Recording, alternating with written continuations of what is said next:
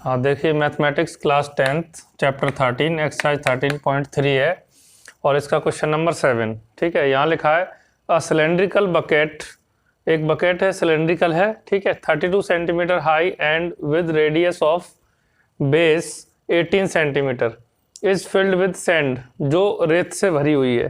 ठीक है, हम इसका शेप बना लेते हैं। यहाँ पे देखिए इस तरह का सिलेंड्रिकल शेप है।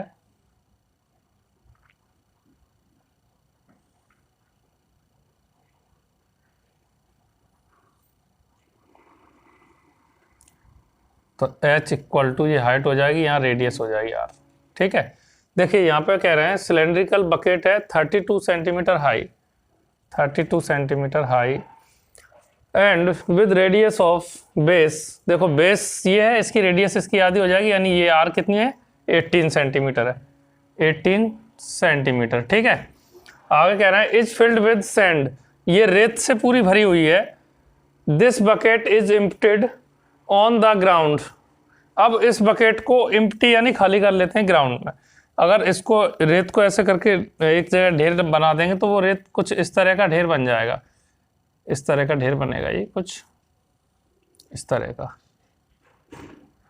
ये नीचे सर्कुलर रहेगा ऐसा। ठीक है ना,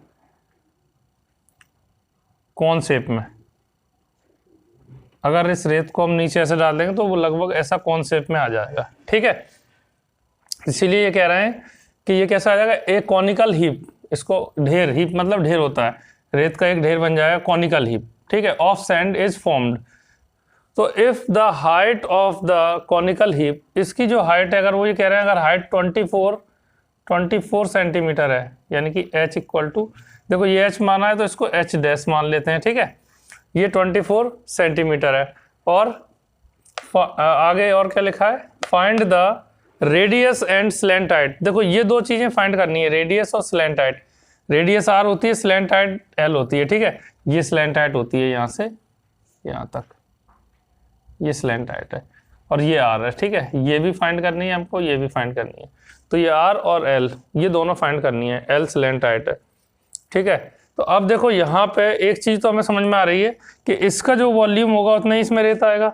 ठीक है, तो इसको अगर हम सैंड यानी जो रेत है उसको ऐसे यहाँ पे डाल देंगे तो ये जो बनेगा ढेर कॉनिकल हीप, उसका भी वॉल्यूम इतना ही होगा जितना इसका वॉल्यूम है। दोनों का वॉल्यूम बराबर होगा, इनके वॉल्यूम को बराबर करेंगे।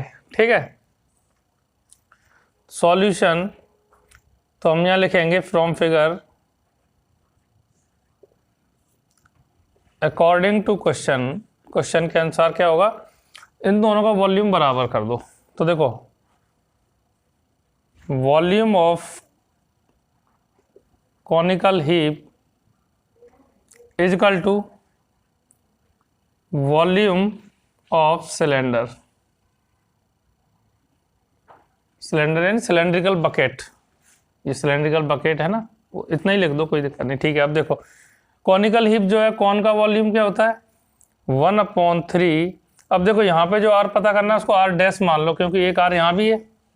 ठीक है, तो 1/3 पाई r स्क्वायर h, तो ये r डैश का स्क्वायर हो जाएगा या ये h डैश हो जाएगा।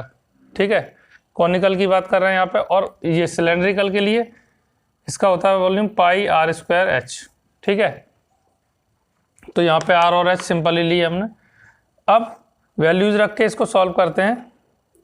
तो देखो 1/3 पाई की वैल्यू 22/7 ही रख दो, क्योंकि यहाँ दी नहीं है। ठीक है, और r डैश का स्क्वायर, तो r डैश तो हमें पता करना है।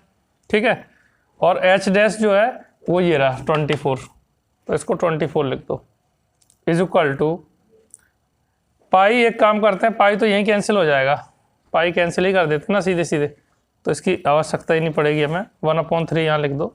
ठीक है ना, पाई कैंसिल हो गया। अब यहाँ पे r स्क्वायर, तो r कितना 18 का स्क्वायर, यानी कि 18 × 18 दो बार 18 लिख देंगे हम। ठीक है, h कितना है ये 32। ठीक है ना, 32।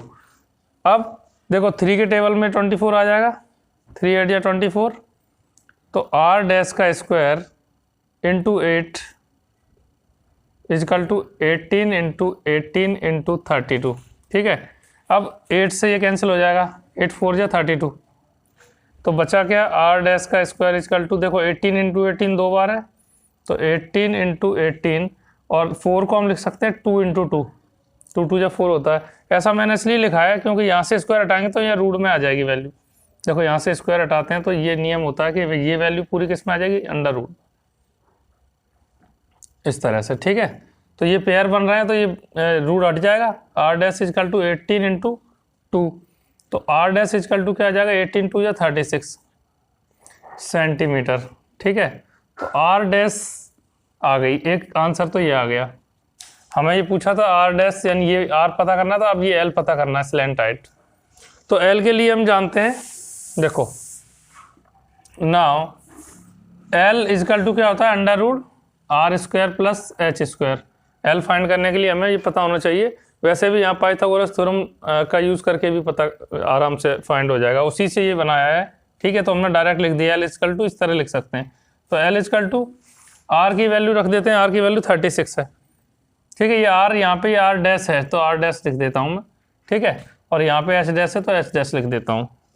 तो देखो आर डैश इसकी वैल्यू कितनी आई है, 36 का स्क्वायर प्लस ये एच डैश 24 है, इसका स्क्वायर, ठीक है। अब L equal to under root, अब इसका इंटू करेंगे दो बार और इसका इंटू, तो लिख देंगे। और देखिए 36 इंटू 36 लिखेंगे तो ये आएगा 1 2, यहाँ लिख देता हूँ सीधे 96 प्लस 24 का दो बार इंटू करोगे 576 आ जाएगा, ठीक है। अब इन दोनों को जोड़ देते हैं,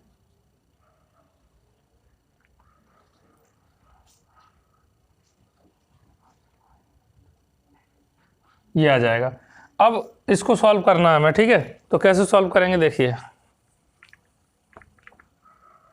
1872, 2 से कैंसिल कर दो, 2 9 जा 18, 2 3 जा 6, 1 बचा, 2 6 जा 12, 2 4 जा 8, 1 बचा, 2 6 जा 12, फिर 1 बचा, 2 8 जा 16, ठीक है। 2 2 जा 4, 2 3 जा 6, 2 4 जा 8, 2 1 जा 2, 2 1 जा 2, 1 बचा, 2 7 जा 14, ठीक है।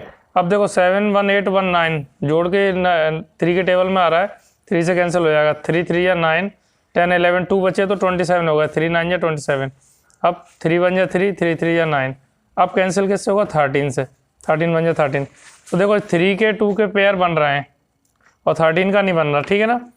तो हम क्या लिख सकते हैं, एल इजकल टू, इनके पेयर बन रहे हैं तो ये तो बाहर लिख जाएंगे 2 इंटू 2 इंटू 3, 2 इंटू 2 इंटू 3, और रूट में रह जाएगा 13 क्योंकि 13 का कोई पेयर नहीं बन रहा है, ठीक है। तो एल की वैल्यू क्या आ जाएगी, 2 2 या 4, 4 3 या 12, 12 रूट 13 सेंटीमीटर, ये एल की वैल्यू आ जाएगी। तो यही दो वैल्यू पूछी थी, ये आंसर आ गया, ठीक है।